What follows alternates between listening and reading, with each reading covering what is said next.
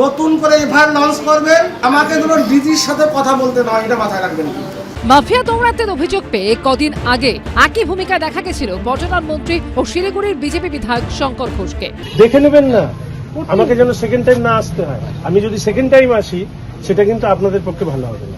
এবার বিচার চাইতে আসা এক কন্যাহারা পরিবারের অভিযোগ শুনেও সরাসরি পুলিশ কর্তাকে ফোন ঘোরালেন রাজ্যের খাদ্যমন্ত্রী অশোক কীর্তনিয়া। আমাকে ধরুন ডিজির সাথে কথা বলতে নয়, এটা মাথায় রাখবেন।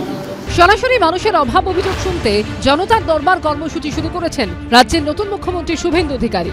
উত্তরবঙ্গ থেকে দক্ষিণবঙ্গ, এবার মুখ্যমন্ত্রীর দেখানো পথেই হাঁটতে শুরু করেছেন তার মন্ত্রিসভার সদস্যরা। 23শে জুন উত্তর চব্বিশ পরগনার হিঙ্গলগঞ্জের বাসিন্দা ও পেশায় নার্স এক মহিলা ও তার শিশুকন্যার মৃতদেহ উদ্ধার হয়। এই ঘটনায় খুনের অভিযোগ তুলে এবং বিচার চেয়ে খাদ্যমন্ত্রীর দ্বারস্থ হয় পরিবার।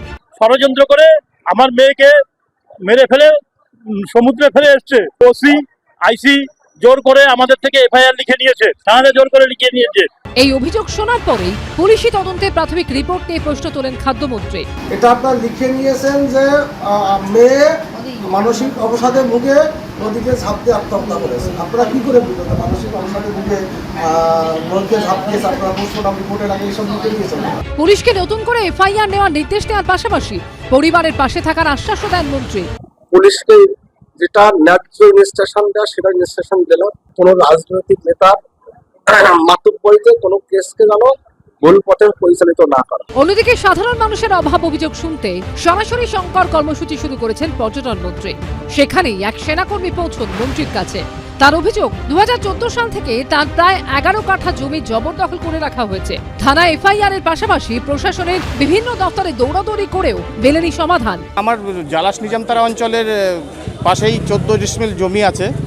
সেই জমিটি মোহাম্মদ গোলাপউদ্দিন এবং সাগর রায় বলে দুজন ব্যক্তি জবরদখল করে নেয়। থানায় এফআইআর করেছিলাম, বিএলওকে জানিয়েছি, বিডিওকে জানিয়েছি, এখনো পর্যন্ত কোনো সুরা হয়নি। উনি আশ্বাস দিয়েছেন যে সিপি স্যারের সঙ্গে দেখা করতে হবে।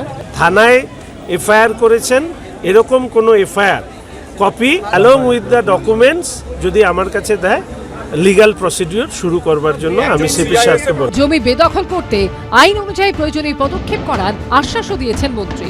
সমীরণ পাল ও সংসার রিপোর্ট, এবিপি আনন্দ। এবিপি আনন্দ, এগিয়ে থাকে, এগিয়ে রাখে।